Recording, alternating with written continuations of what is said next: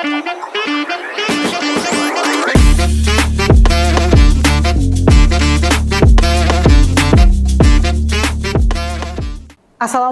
warahmatullahi wabarakatuh. Halo Sobat Podium, jumpa lagi dengan saya Yuli Andari Merdika Ningtyas sebagai host di acara podcast di Museum Balada Turanga bersama seorang narasumber yang saat ini juga sudah dibilang sangat senior ya di bidang kebudayaan. Mari saya perkenalkan. Selamat siang Pak Ande. Selamat siang, Assalamualaikum warahmatullahi wabarakatuh. Ya, beliau saya biasa panggil Pak Ande ya. Nama lengkap beliau adalah Insinyur Iskandar D. Magister Economic Development. Beliau menamatkan S2-nya di jurusan Ekonomi Pembangunan Universitas Gadjah Mada. Nah, sehingga beliau ini juga merupakan pensiunan dari pegawai negeri yang banyak bergelut di bidang perencanaan pada saat aktifnya, yaitu di Bapeda. Benar nggak Pak Ande ya? Iya. Nah, tapi uniknya selain itu beliau juga aktif pada bidang kesenian, sehingga beliau juga pernah menjabat selama 3 periode, benar Pak Ande? Iya. Dewan Kesenian Kabupaten Sumbawa. Lalu saat ini beliau menjabat sebagai Ketua Tim Ahli Cagar Budaya. Nah, ngobrol soal cagar budaya yang menjadi topik kita kali ini, sebenarnya topik yang ingin kita bahas agak-agak serius nih Pak. Tapi agak-agak santai juga ya, karena kita juga sedang ngobrolin soal bagaimana sih sebenarnya perjalanan tim ahli cagar budaya yang dimiliki oleh Kabupaten Sumbawa. Nah, sekedar informasi yang perlu saya jelaskan bahwa Kabupaten Sumbawa alhamdulillah sudah memiliki tim ahli cagar budaya sebanyak 7 orang ya Pak ya. Berarti tim yang lengkap ya untuk ukuran kabupaten. Dan menariknya lagi, dan ini patut disyukuri juga, karena di Provinsi Nusa Tenggara Barat hanya di Kabupaten Sumbawa yang ada tim ahli cagar budayanya. Nah Pak Ande, bagaimana soal perjalanan tim ahli cagar budaya Kabupaten Sumbawa? Mungkin bisa diceritakan bagaimana pada saat itu terbentuk, lalu terus kemudian apa yang dikerjakan menjadi tim ahli cagar budaya itu apa sih tugasnya? Mungkin kita bisa lebih banyak ngobrol pada Sobat Podium ini. Ya, terima kasih Mbak Andari. Sejak tahun 2022, 3 tahun yang lalu ya, sedang kita sibuk-sibuknya dengan Musakararya Lembaga Adat Tanah Samawa, yang saat itu adalah masa akhir saya sebagai Ketua Pejatua Adat Lembaga Adat Tanah Samawa. Kita bertemu dengan teman-teman yang sama-sama konsen dengan kebudayaan, kesenian, membicarakan persoalan-persoalan yang kita hadapi, baik oleh kita para pendukung seni, kemudian pegiat budaya, bahkan juga ada dari kalangan unsur pemerintah, terutama atas kejadian terbakarnya Bala Putih, terbakarnya Istana Sultan Muhammad Kaharudin III yang beberapa tahun sebelumnya telah terjadi, dan kesulitan kita untuk membangun kembali karena ternyata berdasarkan undang-undang terbaru, yaitu Undang-Undang Nomor 11 Tahun 2010 tentang cagar budaya, ternyata status istana itu belum terregister sebagai cagar budaya. Akhirnya kita bersepakat untuk mengikuti ujian sertifikasi di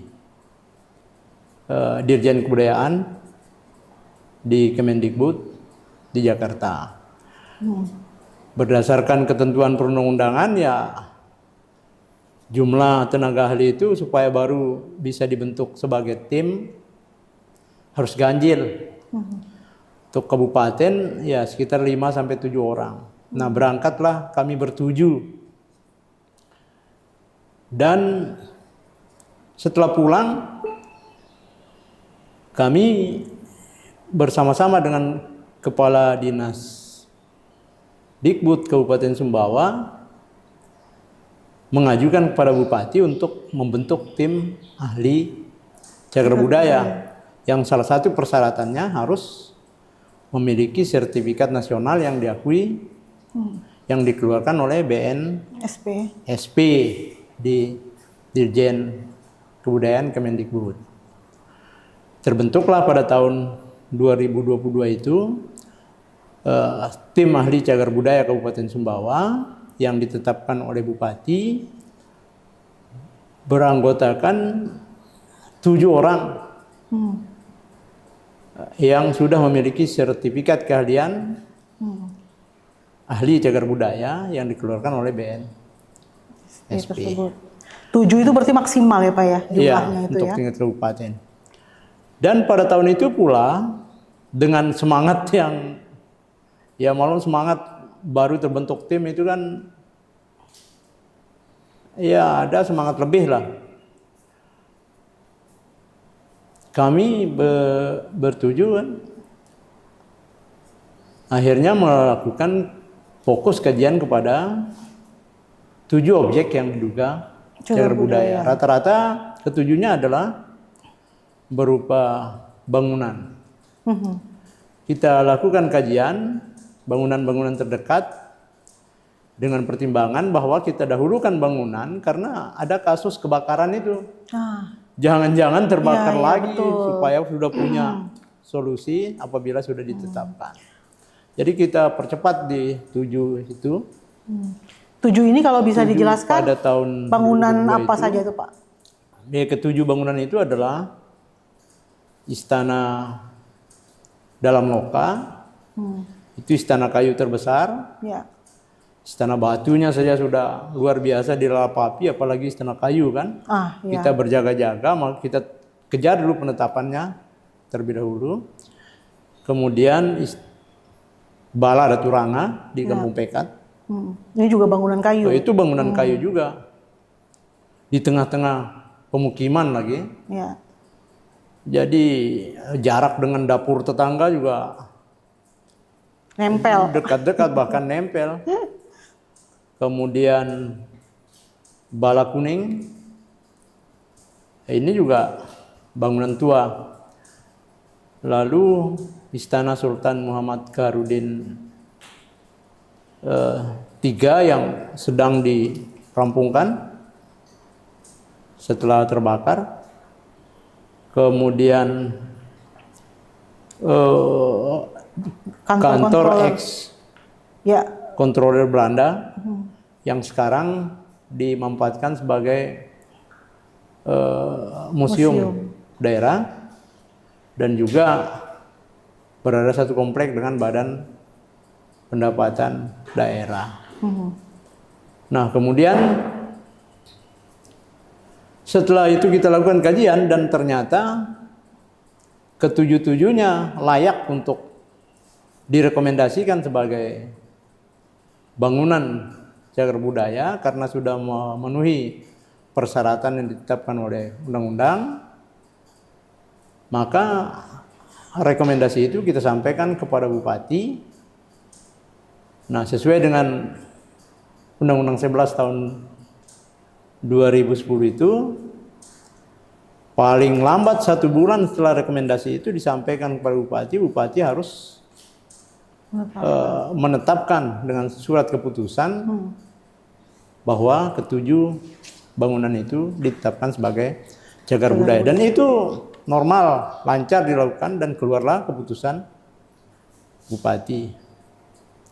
Nah, Berarti tahun 2022 itu dalam waktu yang singkat kita bisa menyelesaikan 7 bangunan yang semula adalah objek yang diduga sebagai cagar budaya, maka ditetapkan sebagai bangunan cagar budaya peringkat kabupaten.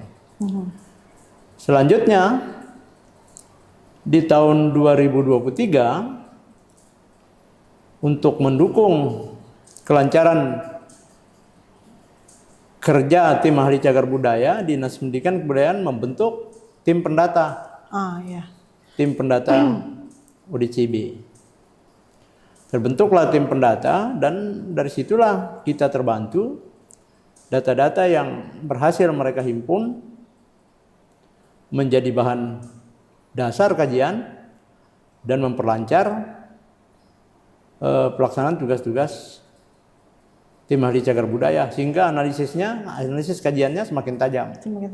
Ya. Pada tahun 2023 itu kita menyelesaikan 5 ODCB untuk direkomendasikan kepada Bupati untuk ditetapkan sebagai cagar budaya. Jadi di situ sudah ada bangunan dan ada struktur. Ya. Makam lah, ada makam waktu itu. Jadi makam bangunan itu adalah bangunan Dia Imam Empang, Bala Dia Imam Empang dan Bala Datu Busing Lapi. Yang tiga selebihnya adalah struktur, yaitu makam Kerongkeng, makam Fakih Datu Ismail. Putih Geti dan makam Fakih Ismail. Ya. Makam Kerongkeng itu berlokasi di Kerongkeng, Kecamatan Taranu. Makam Datu Putih Geti itu berada di Kecamatan Sumbawa, di Gunung Setia. Dan makam Fakih Ismail itu berada di Utan. Ya, ada 5 yang kita hasilkan pada tahun 2003. Berlanjut 2004 kita mulai fokus ke benda-benda bergerak yang ada di Istana Bala Kuning. Sehingga tahun itu kita telah menuntaskan kajian terhadap 12 benda yang ada di Bala Kuning. Kita rekomendasikan kepada Bupati untuk ditetapkan sebagai benda cagar budaya. Ditetapkanlah dengan keputusan Bupati. Nah, itu yang telah kita hasilkan dalam pelaksanaan tugas setelah tim ahli cagar budaya ini setelah tim terbentuk tahun 2022 sampai 2024. Sehingga total yang sudah dihasilkan, yang sudah ditetapkan adalah 24 cagar budaya. Baik itu berupa bangunan, struktur maupun benda. Dan masih banyak lagi benda-benda lain yang sudah terdata dan sekarang penting untuk dipertajam kembali data-datanya oleh tim pendata cagar budaya, objek cagar budaya untuk melengkapi beberapa informasi atau data yang masih kurang. Sehingga nanti akan memperlancar kajian tim ahli cagar budaya. Memang tahun 2024 ini Dinas Pendidikan dan Kebudayaan telah mengirim 7 orang untuk mengikuti sertifikasi nasional khusus tim pendata. Nah, ini sangat menjadi bagus dan memang ini penting karena sumber segalanya adalah data. Kalau ini sudah lengkap dan orang-orang yang telah melakukan tugas untuk pendataan itu sudah melaksanakan tugas dengan baik, lancar dan lengkap, saya kira tidak ada kendala untuk pelaksanaan kajian-kajian di kemudian hari. Itulah yang bisa saya ceritakan mengenai perjalanan tim ahli cagar budaya. Nah, dalam hal pengkajian benda atau bangunan ataupun lokasi ataupun kawasan cagar budaya ini ataupun strukturnya, ini kita berpacu dengan waktu karena ada batasan di sana yang agak berat, bahwa sumber informasi yang diwawancarai oleh tim pendata itu adalah orang-orang yang mengetahui betul objek yang didata, dan undang-undang menetapkan syarat usianya itu harus berada di atas 50 tahun. Nah, ini kalau telat kita ambil datanya, ini keburu tua. Narasumbernya keburu tua, ini repot. Jadi juga, harus kerja lebih keras lagi, lebih ligat lagi tim pendata ini untuk melakukan pendataan maupun mengejar sumber-sumber data ini, narasumber ini, sehingga bisa sempurna komprehensif data-data yang mereka dapatkan. Itu. Ya, baik Sobat Podium, sebelum kita ngobrol lagi lebih detail, mungkin saya jelaskan sedikit ya. Tadi yang kita ngomong soal tim ahli cagar budaya ini, dia ada dalam undang-undang, disebutkan dalam Undang-Undang Cagar Budaya nomor 11 tahun 2010 ya, tentang tim ahli cagar budaya, yaitu kelompok orang yang mengkaji cagar budaya sehingga dia memberikan surat rekomendasi kepada pemerintah daerah untuk ditetapkan. Nah, tadi kita sudah ngomong ya bagaimana tahap-tahap ya pembentukan tim ahli cagar budaya dengan Pak Iskandar, dan beliau juga menjelaskan bagaimana bahwa Sumbawa ini sebenarnya sangat kaya dengan adanya artefak-artefak yang diduga atau objek yang diduga cagar budaya, atau biasanya orang sering menyebutnya ODCB, objek yang diduga cagar budaya. Nah, objek yang diduga cagar budaya ini kalau menurut undang-undang itu juga ada jenis-jenisnya. Ada yang berjenis benda, ada yang berjenis bangunan, lalu kemudian struktur dan situs serta kawasan. Nah, yang ada di Kabupaten Sumbawa yang dalam perjalanan tim ahli cagar budaya ini tadi sudah menetapkan 3 jenis ya Pak Ande ya. 3 jenis, yaitu bangunan yang pertama dan memang menjadi prioritas. Lalu kedua itu adalah struktur yang sudah ditetapkan, itu berupa makam maupun berupa objek-objek yang ada di alam lepas kayak gitu. Nah, lalu yang ketiga adalah benda. Nah, benda ini melingkupi adalah benda pusaka yang usianya udah lebih dari 50 tahun, yang ke-12-nya itu merupakan koleksi pusaka yang ada di Istana Bala Kuning. Nah, ini menarik karena kita punya beragam sekali objek yang diduga cagar budaya yang sudah ditetapkan dan sudah yang memiliki SK dari Bupati Sumbawa itu ada 24 benda. Dan ini tadi Pak Iskandar juga bilang kita berpacu dengan waktu. Karena kita ketika termotivasi untuk membuat tim ahli cagar budaya, itu kita sudah memiliki beberapa benda ya, yang salah satunya sangat penting banget, yang pada tahun 2017 lalu itu terbakar, yaitu Istana Sultan Muhammad Kaharudin III, atau yang difungsikan sebagai Wisma ya, Wisma Kabupaten Sumbawa, Wisma Daerah Kabupaten Sumbawa, dan saat ini sedang dalam tahap restorasi ya Pak ya. Nah, waktu Wisma ini terbakar pada tahun 2017, pada saat itu kalau tidak salah Bapak masih aktif sebagai ASN ya Pak ya? Ya, masih Kepala Bapeda. Masih Kepala Bapeda beliau. Dan kenapa kemudian beliau sangat termotivasi untuk ada segera tim ahli cagar budaya? Karena ada cara yang cukup susah ya ketika sebuah benda itu mulai musnah atau hilang gitu tuh perlu waktu atau perlu proses, terutama administrasi untuk memulihkan kembali. Nah, mungkin bisa dicerita sedikit Pak Ande bagaimana prosesnya ketika Wisma itu terbakar, apa yang Bapak pikirkan pada saat itu sebagai seorang pejabat pada saat itu ya, apalagi di bidang perencanaan nih Bapeda nih, pasti mencari sumber-sumber cara untuk bagaimana memulihkan. Nah, gimana itu Pak ceritanya? Iya, yang terpikir pertama waktu itu adalah betapa besar biaya untuk kita merestorasi yang sudah terbakar ini. Karena upaya untuk memadamkan api sudah dilakukan, tapi tetap menjalar juga. Dan hampir 100% hampir 100%, gitu ya Pak? Anggap saja itu 100%, kecuali pondasinya. Ya. Dan yang tergambar itu beban besar terhadap biaya.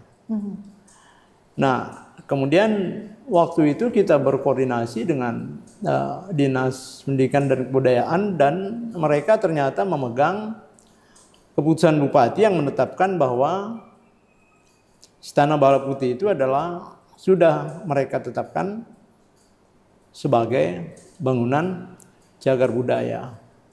Tetapi ternyata dengan terbitnya undang-undang baru, Undang-Undang nomor 11 ya, 11 betul. tahun 2010, ternyata semua bentuk penetapan sebelumnya itu diputihkan. Berarti tidak berlaku. Tidak berlaku. Karena untuk mendapat penetapan sebagai cagar budaya ternyata memiliki syarat-syarat yang mensyaratkan minimal ya, di samping syarat-syarat menjadi bangunan atau benda atau struktur cagar budaya, syarat-syarat yang sudah tertulis, untuk ditetapkan ternyata juga punya syarat, dan harus ada rekomendasi dari tim ahli cagar budaya. Nah, SK-SK sebelumnya tanpa ada rekomendasi dari tim ahli cagar budaya, sehingga belum memenuhi syarat untuk diakui berdasarkan Undang-Undang nomor 11. Berarti mulai kerja dari nol lagi nih Pak ya? Kita mulai kerja dari nol lagi. Mulai kerja dari nol lagi. Kita cari dana untuk membiayai, menggarap kembali Bala Putih yang sudah terbakar itu. Kita terkendala dari pusat karena status itu juga tidak terdaftar di sana sebagai bangunan cagar budaya. Dari situlah kita berpikir bahwa langkah pertama yang harus dilakukan adalah harus membentuk tim ahli cagar budaya. Lalu kita telusuri, ternyata untuk masuk ke dalam tim ahli cagar budaya ini tidak gampang-gampang amat kan, melainkan harus memiliki sertifikat yang dikeluarkan oleh BNSP, Dirjen Kebudayaan di Kemendikbud di Jakarta sana. Dan untuk mendapatkan sertifikat oleh BNSP pun harus melalui proses pendidikan dan pelatihan. Ya, kalau itu menjadi syarat, maka tidak ada pikiran lain selain memenuhi langkah-langkah itu. Akhirnya bersepakat bersama teman-teman yang betul-betul benar-benar peduli waktu itu, berangkatlah bertujuh. Berangkat bertujuh, dan syukur alhamdulillah semuanya dinyatakan lulus dan semuanya pulang dengan membawa sertifikat yang diterbitkan oleh BNSP itu. Sehingga dari situlah maka terbentuklah tim ahli cagar budaya Kabupaten Sumbawa, dan menjadi satu-satunya tim ahli cagar budaya di Nusa Tenggara Barat yang semuanya sudah bersertifikat. Dan kemarin tahun 2024 ternyata teman-teman di Kabupaten Bima ya, Kabupaten Bima merasa perlu juga penting untuk mengikuti langkah-langkah yang dilakukan oleh Sumbawa. Tetapi mereka menyadari bahwa ada yang cukup mendesak dari bangunan-bangunan yang mereka miliki, bangunan masa lampau, peninggalan sejarah, belum mereka tetapkan sebagai bangunan cagar budaya, dan mereka belum memiliki tim ahli cagar budaya. Akhirnya datang menghubungi Dinas Pendidikan dan Kebudayaan untuk meminjam lah istilahnya tim ahli cagar budaya Kabupaten Sumbawa untuk ikut juga membantu Bima, sehingga pada tahun 2024 itu bisa segera mereka menetapkan, atau bupatinya menetapkan bangunan cagar budaya atas rekomendasi dari tim ahli cagar budaya, sehingga akan memudahkan langkah-langkah berikutnya apabila memang dipandang urgen dan prioritas untuk mendapat penanganan, karena yang tangani itu statusnya memang sudah ditetapkan sebagai cagar budaya. Kita bahkan membantu Kabupaten Bima waktu itu mengirimkan 5 anggota, karena itu yang dipersyaratkan 5 sampai 7 untuk di ACB Kabupaten. Berangkatlah berlima dan di sana merekomendasikan ada 3 bangunan. Semuanya juga bangunan ya Pak ya? Semuanya bangunan dan memang sangat itu bangunan yang memang butuh perhatian. Artinya teman-teman ini sudah sudah bisalah di samping melaksanakan tugas sebagai tim ahli cagar budaya di Kabupaten Sumbawa, tetapi juga bisa membantu teman-teman di kabupaten lain yang mereka membutuhkan bantuan itu karena memang saat itu mereka belum mengirimkan utusan untuk mengikuti diklat dan sertifikasi dari tenaga ahli cagar budaya di BNSP. Jadi itu ceritanya. Ya, menarik sekali dengan keberadaan tim ahli cagar budaya di kabupaten ini ya, karena misalnya dari seluruh kabupaten yang ada di NTB itu baru Sumbawa yang memiliki tim ahli cagar budaya dengan jumlah lengkap atau dengan jumlah maksimal ya, yaitu 7 orang atau 7 tenaga ahli yang sudah ada. Nah, sehingga pada tahun 2004 diperbantukan 2024 diperbantukan di Kabupaten Bima untuk menetapkan 3 bangunan cagar budaya yang secara usia maupun secara historis itu sangat sangat penting artinya bagi identitas di Kabupaten Bima. Nah, yaitu bangunan ASI Kalende, terus kemudian ada pusat telepon pada masa Hindia Belanda, sentra telepon namanya. Lalu terus kemudian yang ketiga yaitu Langgar Melayu Kuno sebagai salah satu bukti sejarah adanya Islam masuk ke Bima seperti itu. Nah, kalau kita telusuri lagi nih Pak Ande ya tentang keberadaan tim ahli cagar budaya. Kemarin pada saat asesmen anugerah kebudayaan ya Kabupaten Sumbawa, itu justru Kabupaten Sumbawa bisa terpilih sebagai penerima anugerah kebudayaan tahun 2023 lalu, itu karena salah satunya ya dan nilainya yang paling tinggi sobat podium semua itu adalah Kabupaten Sumbawa memiliki tim ahli cagar budaya. Nah, yang kedua itu juga karena Kabupaten Sumbawa itu memiliki museum atas inisiasi masyarakat. Artinya bukan inisiatif pemerintah atau museum kabupaten, tapi justru ada komunitas masyarakat maupun setiap individu ya maupun kelompok gitu yang menginisiasi adanya terbentuk museum gitu. Nah, sehingga ini menjadi tinggi nilainya buat pemajuan kebudayaan sehingga dapatlah anugerah kebudayaan. Nah, kalau kita lihat yang seperti itu Pak ya, sebenarnya Kabupaten Sumbawa ini sudah punya banyak banget potensi. CACB-nya sudah ada, terus kemudian pernah dapat anugerah kebudayaan, lalu terus kemudian ada banyak sebenarnya menanti lagi nih, seperti yang Pak Ande bilang bahwa banyak sekali objek-objek yang segera mungkin harus kita kaji dan kita tetapkan melalui kajian tim ahli cagar budaya. Nah, kalau berbicara soal itu Pak, kita nggak lepas dari regulasi ya. Regulasinya itu kan ada 2 regulasi kebudayaan yang saat ini menjadi pegangan negara, yaitu Undang-Undang Nomor 10 tahun 11 tahun 2010 tentang cagar budaya dan Undang-Undang Nomor 17 tahun 2022 tentang pemajuan kebudayaan. Nah, kalau menurut Pak Ande nih yang aktif mengkaji dan membawa timnya itu untuk menetapkan cagar budaya yang ada di Kabupaten Sumbawa.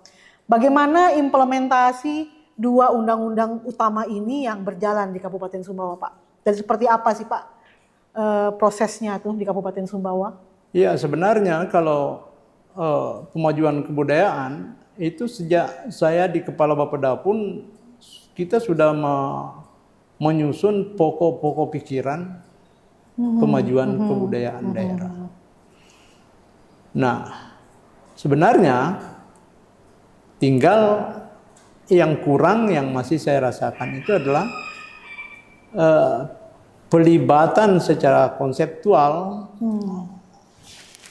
masyarakat atau stakeholder yang benar-benar peduli terhadap pemajuan kebudayaan ini secara konseptual. Tapi kalau secara praktis masyarakat itu sudah terlibat setiap pada event apapun, kegiatan apapun, berbagai jenis atraksi dan kesenian kebudayaan, mereka terlibat langsung. Tapi secara konseptual mungkin belum, karena kita masih kurang ruang atau panggung untuk melakukan diskusi-diskusi yang agak serius untuk menggali potensi-potensi pikiran, mengais pikiran-pikiran cerdas dari masyarakat. Sederhana, tetapi kalau sudah dianalisis oleh para ahlinya akan menjadi sesuatu produk yang besar dan luar biasa, bermutu nantinya. Itu satu. Nah, kemudian yang terkait dengan Undang-Undang 11 2010, ya terbentuk tim ahli cagar budaya dan mereka sudah mulai berkiprah, apalagi sekarang sudah dilengkapi dengan tim pendata, yang sudah bersertifikat. Saya kira ini langkah yang kita pandang bagus sepanjang ini bisa dikelola sedemikian rupa sesuai dengan ketentuan yang berlaku. Dalam hal ini yang menjadi payung tempat mereka bernaung adalah Dinas Pendidikan dan Kebudayaan. Terutama bidang kebudayaan. Apalagi sekarang sudah enggak lagi dikenal seperti dulu ada istilah penilik kebudayaan di kecamatan-kecamatan, tapi yang hanya ada pamong kebudayaan saja. Dan ini semakin pentinglah keberadaan mereka, semakin urgen, semakin kita pandang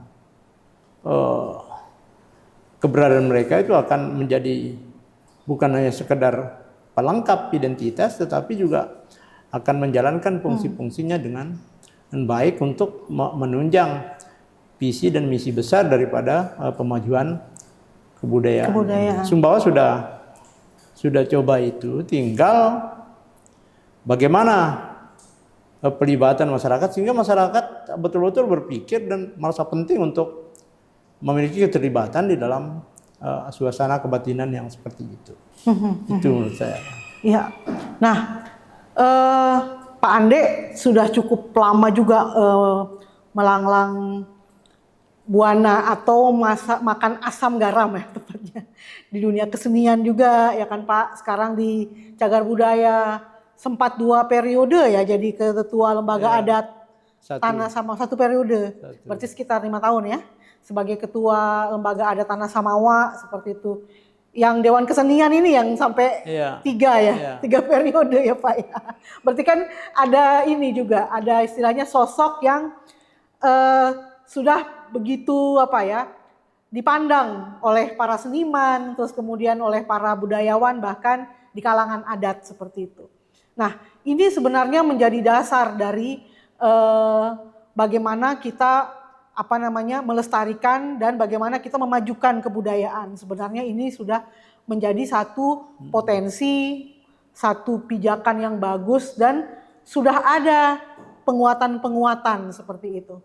Nah, misalnya kalau di dalam di dalam kebudayaan kan ada cagar budaya, ada warisan budaya tak benda, lalu kemudian ada seniman atau pegiat kebudayaan, terus kemudian ada infrastruktur kebudayaan itu kan yang ada dalam data, ada POBUD ya.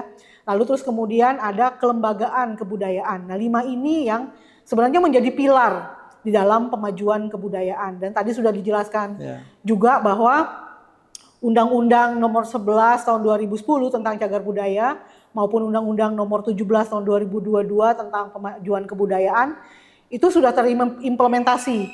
Tinggal dikuatkan dengan bagaimana caranya kita bisa mengajak pelibatan masyarakat gitu di dalam kebudayaan ini, pemajuan kebudayaan ini. Nah, Pak, saat masih menjabat sebagai Dewan Kesenian ya Pak, Ketua Dewan Kesenian, itu pada saat itu kan ada banyak juga festival-festival kebudayaan yang ada. Dan festival-festival kebudayaan ini juga kalau tidak salah itu ada juga yang dia itu berada di situs-situs yang bisa dianggap diduga gitu ya sebagai cagar budaya. Nah, ini bagaimana Bapak melihat bahwa Sumbawa ini begitu kaya dengan potensi objek yang diduga cagar budaya maupun juga ekspresi keseniannya itu seperti apa Pak? Iya, memang kita memiliki banyak hal. Kita potensial di bidang kesenian dan kebudayaan ini kalau mau dimanfaatkan, mau jadi apa misalnya tergantung visi besarnya kayak seperti apa. Kita punya beragam atraksi kesenian. Di Sumbawa seni musik pun muncul dan tumbuh. Seni tari juga kita punya maestro dalam hal tari. Kemudian yang kemarin agak kita tertinggal adalah teater ya. Tetapi sekarang saya pernah waktu tahun 2003 atau 2013 atau 2003 ya. Kita pernah menyelenggarakan festival teater se-Nusa Tenggara Barat waktu itu, tapi teater modern. Dan luar biasa muncul juga sanggar-sanggar seni baru untuk menjadi peserta dari festival teater itu walaupun kualitasnya belum begitu bagus. Nah, sekarang ini sudah banyak alumni-alumni sanggar teater waktu mereka menempuh masa-masa studi kuliah di tempat mereka kuliah, kemudian mereka bawa dan sudah mulai menumbuhkan komunitas-komunitas yang berkembang lebih lanjut. Jadi teater pun sudah mulai berkembang. Sastra bahkan sudah lebih dahulu membentuk komunitas tersendiri melalui Pandre Sastra. Kemudian juga ada komunitas film. Sudah terbentuk Sumbawa Cinema Society. Kemudian dan ini bagus ternyata memberikan efek domino ya. Dan saya yakin itu akan memberikan efek domino bagi tumbuh dan berkembangnya aktivitas-aktivitas lain, terutama di masa perkembangan teknologi informatika ini. Orang bermain YouTube tanpa dasar film tidak akan melahirkan karya yang bagus, yang menarik. TikTok juga dan lain sebagainya. Sekarang tumbuh. Jadi bahkan sudah mulai merambah ke pemanfaatan, ke dampak-dampak ekonomi. Sudah mulai dimanfaatkan oleh teman-teman para pegiat yang bergerak di bidang itu. Sudah ada FB Pro, kemudian sudah mulai muncul komunitas YouTuber, kemudian sudah mulai bahkan di teman-teman seniman perupa pun sudah muncul. Ini mereka secara diam-diam. Mereka sudah mulai bisa melahirkan karya melukis, menggambar secara elektronik, sudah mulai mereka jual karya-karyanya itu. Sudah ada di Kabupaten Sumbawa. Sudah tumbuh itu. Nah, ini yang harus kita syukuri dan harus bisa diberi ruang untuk tumbuh dan tidak terhimpit oleh suasana kebatinan yang lain di luar itu. Karena apa? Karena memang mereka akan berkarya pada jiwa yang bebas tanpa himpitan apa-apa, maka akan muncullah kreasi-kreasi mereka yang brilian. Dan kita syukuri itu dan mudah-mudahan ke depan iklim ini akan semakin bagus. Baik. Tadi sedikit menyinggung soal ekonomi ya Pak dari kebudayaan, dan ini juga saya juga memang tertarik untuk melihat lebih jauh ya. Bagaimana sebenarnya sebuah potensi cagar budaya lalu dengan adanya kreativitas daripada pegiat budaya, lalu kemudian bagaimana mengkoneksikan antara lokasinya, pegiatnya, lalu menghasilkan sebuah potensi nilai ekonomi dari sebuah kegiatan budaya itu. Nah, tahun lalu memang ada ada kata kunci dari cagar budaya, yaitu namanya reimajinasi katanya cagar budaya atau reaktivasi cagar budaya. Bagaimana cagar budaya ini yang dulunya mungkin diam gitu ya, tidak ada tidak tersentuh, atau dia misalnya hanya bisu berada di alam yang luas seperti itu kemudian dijadikan satu lokasi, satu tempat atau satu event yang bisa menarik minat orang untuk lebih peduli pada cagar budaya itu, tapi juga menghasilkan nilai ekonomi seperti itu. Nah, bagaimana Pak Andi lebih jauh mungkin melihat ini ya? Iya, saya sudah katakan tadi bahwa semua itu adalah potensi-potensi yang luar biasa yang bisa berdampak ekonomi. Yang bisa dimanfaatkan baik oleh orang-orang kreatif dalam komunitas maupun secara individu. Apalagi adanya tuntutan reimajinasi. Reimajinasi ini kan sebuah proses kreatif untuk mencoba menghubungkan situasi masa lampau, hari ini dan masa akan datang, bukan hanya pada objek cagar atau objek museum, tetapi juga kepada manusia pelaku dan sumber daya manusia lainnya yang menjadi penikmat. Nah, sehingga di situ sudah ada jalinan konektivitas. Kalau mau di satu sisi para pelaku dianggap sebagai produsen, maka penikmat dianggap sebagai konsumen. Berarti sudah ada semacam marketplace di situ yang bisa mereka ciptakan. Nah, tuntutan reimajinasi itu karena dia adalah proses kreatif, maka diperlukan semacam perencanaan ulang terhadap objek. Kalau semacam reprogramming lah ya. Oh iya, terhadap objek, baik itu cagar budaya maupun museum. Jadi cagar budaya yang semula hanya dikelola dengan konsep perlindungan untuk keselamatan, takut diganggu, takut ada coret-coretan, takut ada itu dan lain sebagainya, menjadi harus berubah menjadi sesuatu yang melahirkan magnet atau menimbulkan gravitasi, daya tarik, baik yang akan dinikmati oleh penikmat secara langsung maupun secara tidak langsung. Nah, jadi dirancang ulang. Jadi perlu konsep reprogramming, kemudian bisa jadi ke perancangan ulang. Siapa aja Pak yang terlibat ini Pak dalam perencanaan ulang konsep kebudayaan ini?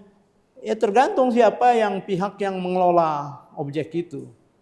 Kalau itu di bawah naungan pemerintah, maka pemerintah yang harus mulai berpikir kreatif, inovatif lagi.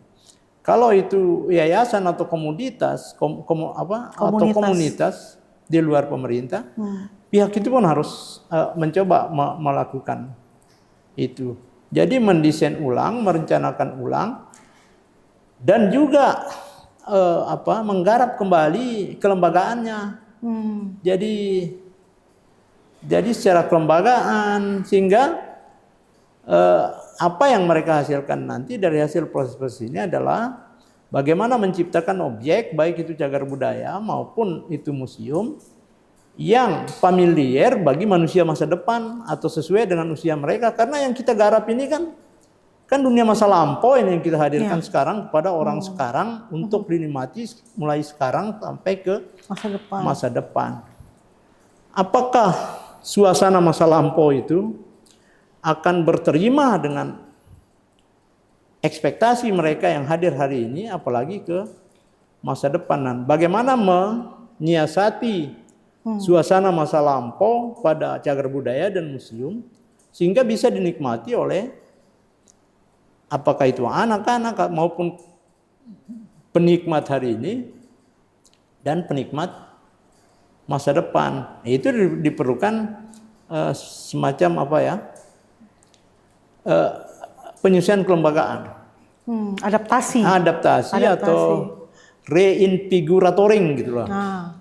Jadi disesuaikan, jangan sampai seperti ada judul film itu ada hantu di museum katanya.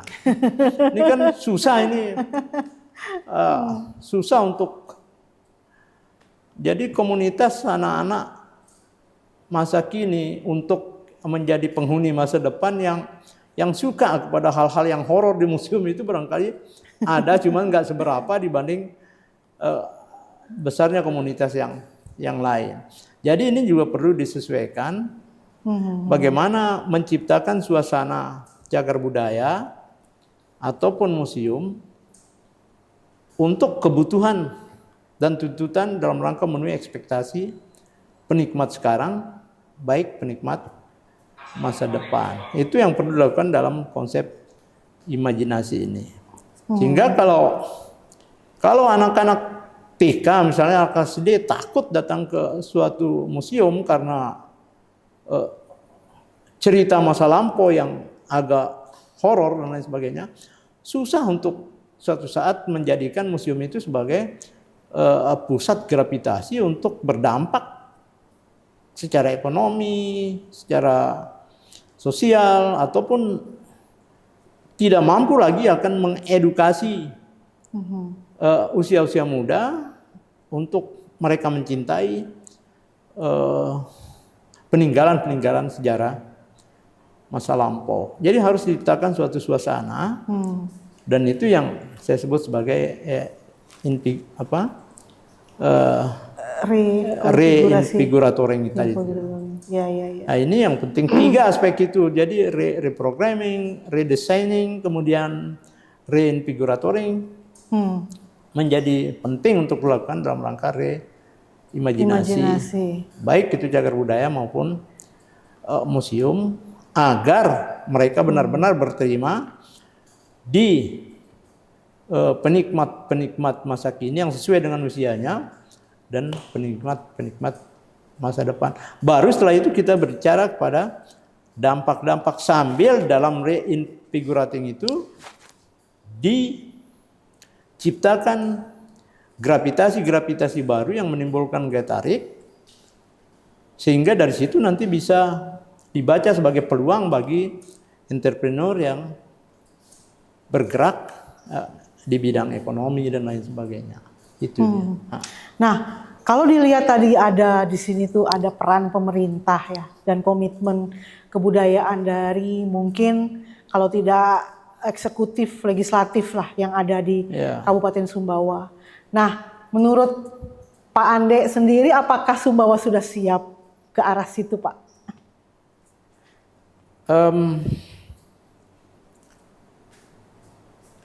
Apa yang dimiliki oleh Sumbawa sebenarnya siap. Apa yang dimiliki oleh Sumbawa? Potensi tadi ya? Iya, siap. Keberpihakan pun terapi itu saya kira siap. Tinggal sekarang bagaimana mengelola jejaring ini, keterkaitan konektivitas ini. Pemerintah daerah, DPRD, politik, stakeholder masyarakat, para ahli dan lain sebagainya. Kan bagaimana mengelola jejaring ini saja. Tidak harus kompleks kehadiran semuanya dalam satu ruang tertentu, tetapi ada suasana-suasana yang bisa membuatnya menjadi lebih terkoneksi antara satu sama lain. Saya kira secara garis besar saya bisa katakan bahwa Sumbawa siap untuk itu, dan kita wajib optimis untuk menciptakan suasana sehingga pengembangan museum ke depan, pemampatan, perlindungan, dan dari cagar budaya ini untuk berdampak seluas-luasnya bagi kesejahteraan masyarakat, saya kira harus sudah mulai ditangkap peluang-peluang itu. Dan memang komunitas-komunitas yang mampu menangkap peluang-peluang kecil itu ya tidak semua orang. Tidak semua orang. Dan oleh sebab itu ada orang yang paling tajam untuk menangkap peluang-peluang kecil itu, itulah mereka yang berani membuka ruang baru, langkah-langkah pertama untuk menuju ke suasana yang lain yang lebih baik. Kira itu. Ya. Nah, Pak, ada 5 bangunan cagar budaya yang ada di dalam kota. Dan semuanya punya cerita dan sejarah yang sama-sama kuatnya. Dan itu juga membuktikan bahwa Kabupaten Sumbawa ini punya kekayaan masa lalu yang luar biasa kental ya, terutama ketika itu berkaitan dengan era kejayaan Kesultanan Sumbawa. Kita punya 3 istana di dalam kota, lalu punya 1 rumah Perdana Menteri dan 1 rumah ex kantor Controller Hindia Belanda. Dan sudah secara regulasi itu semua ditetapkan sebagai bangunan cagar budaya tingkat kabupaten. Nah, seandainya ini ya Pak, seandainya satu saat kita tidak, mungkin ini kita sebenarnya tidak ingin mengulang apa yang terjadi pada Istana Bala Putih atau Istana Sultan Muhammad Kaharudin III di tahun 2017 karena terjadi kebakaran. Namun nih Pak, ketika ini bencana atau sial ini tidak bisa kesialan ini tidak bisa ditolak seperti itu ya. Nah, apa kira-kira menurut Bapak kekuatan dari tim ahli cagar budaya, kekuatan dari kelembagaan cagar budaya, dan yang sudah diupayakan oleh masyarakat ataupun tim ahli cagar budaya yang ada saat ini? Ya, pertama ya, mudah-mudahan tidak ya. Mudah-mudahan tidak. Jadi mudah-mudahan ini akan berjalan lancar-lancar saja, tidak ada bencana, tidak ada apa dan lain sebagainya. Itu harapan. Harapan Pak, ya. Harapan. Nah, ketika kita mengalaminya juga, karena mungkin takdir ya. Mungkin takdir. Cukupkah kita dengan keputusan Bupati menetapkan bahwa bangunan itu adalah cagar budaya untuk kita bisa secara lancar menangani kembali bangunan yang rusak atau apa akibat bencana itu. Ini menurut saya tidak cukup. Harus ada upaya lain, dan ini dilakukan oleh pemerintah melalui instansi terkait atau unit kerja terkait yang benar-benar secara langsung membidangi kebudayaan. Terutama menghadirkan bangunan-bangunan cagar budaya atau benda atau struktur cagar budaya yang sudah ditetapkan itu hadir bercokol di daftar atau di registrasi nasional. Ini akan memudahkan langkah, memperlancar langkah berikutnya, karena kalau sudah terdaftar di sana, maka sudah ada jaminan pemerintah untuk secara cepat bisa menyikapi atau merespon dari penanganan apabila terjadi bencana pada satu objek cagar budaya. Minimal data ya Pak ya, basic data administrasi cagar budaya. Nongol di sana informasi-informasi data mengenai cagar budaya yang sudah ditetapkan oleh Bupati. Nah, kalau tidak nongol di sana pun kan masih butuh perdebatan atau butuh proses dialogis. Butuh proses yang panjang dan belum tentu mendapat mereka yakin secara formal orang-orang di pusat. Karena ini menyangkut pembiayaan dan lain sebagainya. Jadi butuh itu. Kita harus sadari itu. Oleh karena itu kita hanya bisa berharap sekarang yang sudah ditetapkan segera terregister di registrasi nasional, di Dirjen Kebudayaan, sehingga ketika suatu saat kita menginformasikan kepada pihak di Jakarta, Kementerian Kebudayaan saat ini bahwa bangunan ini kita ada kendala begini-begini, mereka sudah langsung terdaftar di sana, sudah ada SOP yang apa langkah-langkah yang akan mereka lakukan. Jadi itu yang terpenting. Nah, Tidak ada yang bisa diperbuat oleh tim ahli cagar budaya dalam hal bagaimana meregister secara nasional. Iya, tidak bisa karena yang berkewajiban meregister itu adalah pemerintah, khususnya instansi terkait dan unit kerja sangat terkait yang membidangi bidang itu. Karena di sanalah ada tenaga admin, ada tenaga-tenaga yang sudah didefinisikan sebagai tenaga yang, karena orang pusat pun tidak bisa begitu gampang menerima data dari orang-orang yang mereka tidak kenal dan tidak terdaftar di mereka. Mereka juga punya asas, menjalankan asas kehati-hatian supaya jangan sampai data ini berseliweran, nggak jelas karena sudah masuk tanpa ada semacam seleksi atau proses-proses apapun memfilter data-data itu, akibatnya nanti akan amburadul juga. Jadi bisa dikatakan ya, sekeras apapun yang udah dilakukan oleh tim ahli cagar budaya mau tim pendata cagar budaya ya, namun ketika hasil dari pendataan dan hasil dari kajian cagar budayanya itu tidak terregister nasional, itu tetap tidak ada, istilahnya tidak terjangkau atau tidak terdeteksi di radar pemerintah pusat ya, terutama di Kementerian Kebudayaan sekarang yang berkaitan dengan apa yang terjadi nih di bidang-bidang kebudayaan yang ada di Sumbawa, misalnya dari sisi cagar budayanya seperti apa, dari sisi warisan budaya tak bendanya seperti apa, data-data seniman, pegiat budaya untuk diajukan penerima anugerah kebudayaan misalnya, maupun juga bagaimana misalnya pusat bisa membantu penguatan infrastruktur kesenian di daerah ketika data-data dasar belum ada atau belum input ya dalam register nasional cagar budaya. Nah, ini mungkin menjadi PR kita bersama ya di Kabupaten Sumbawa, terutama dinas terkait.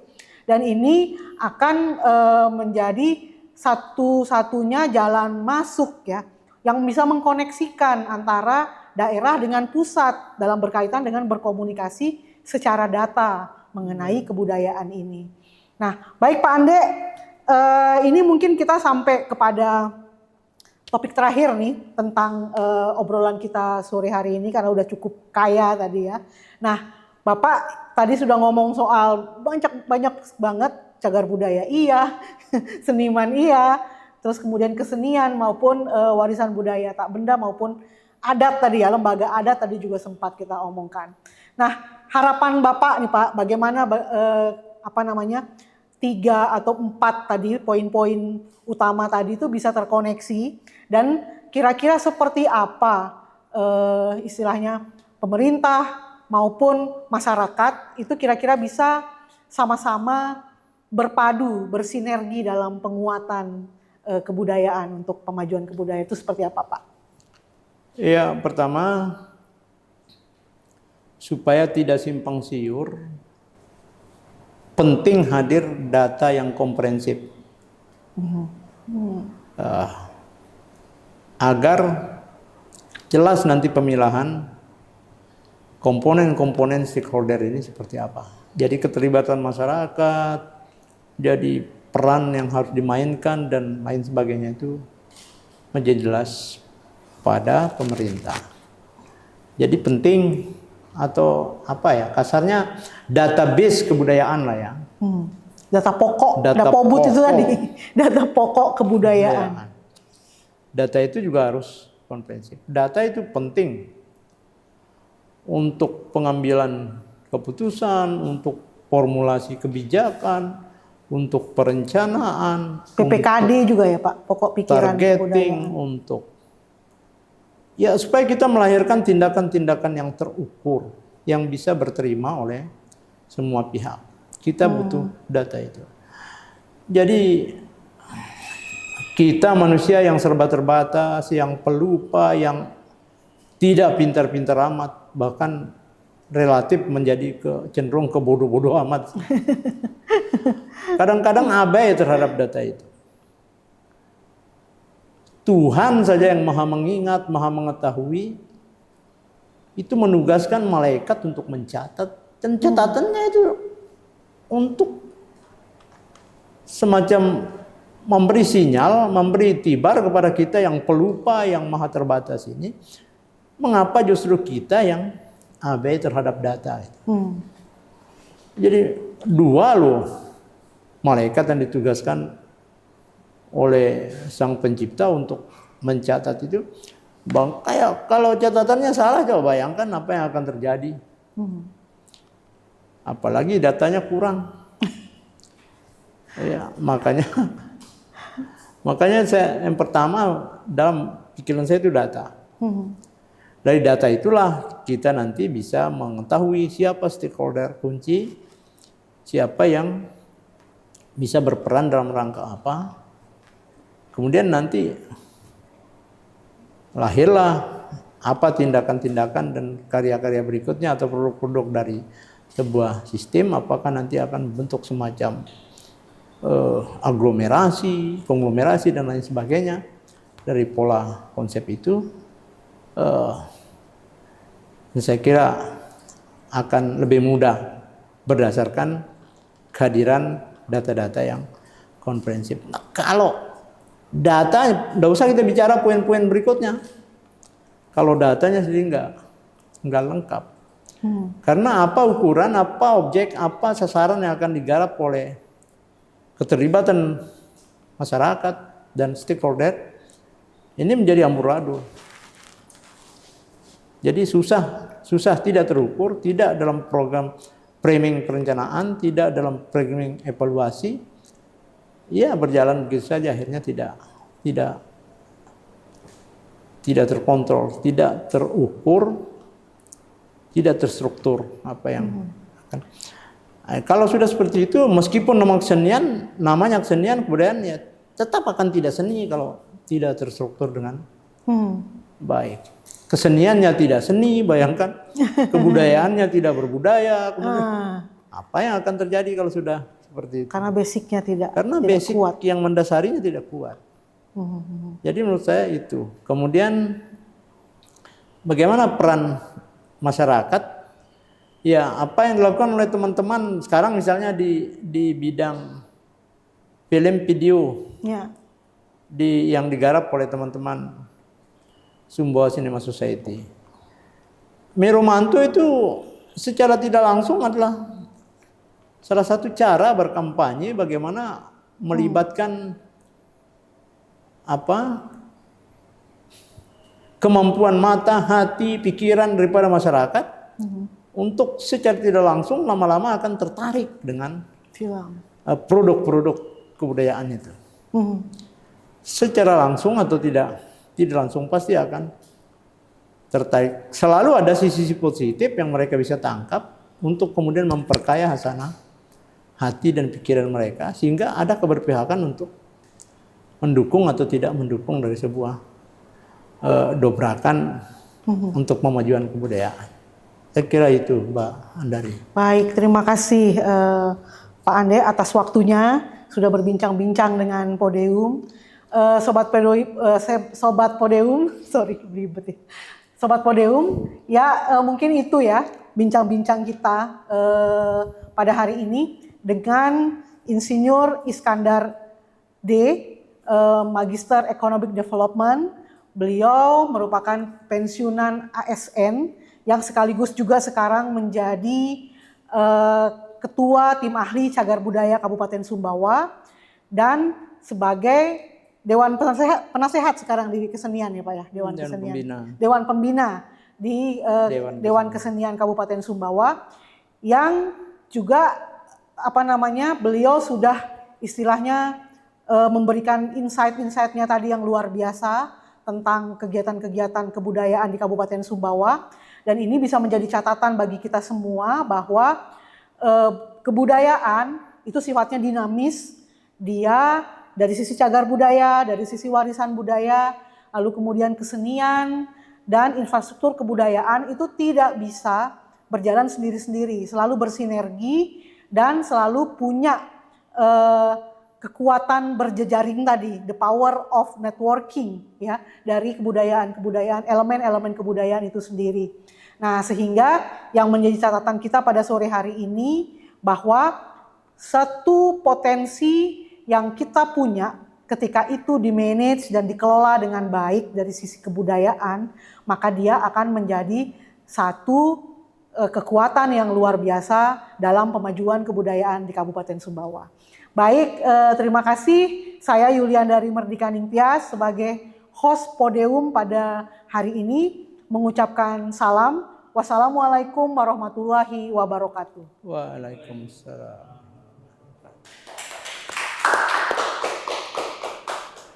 Okay.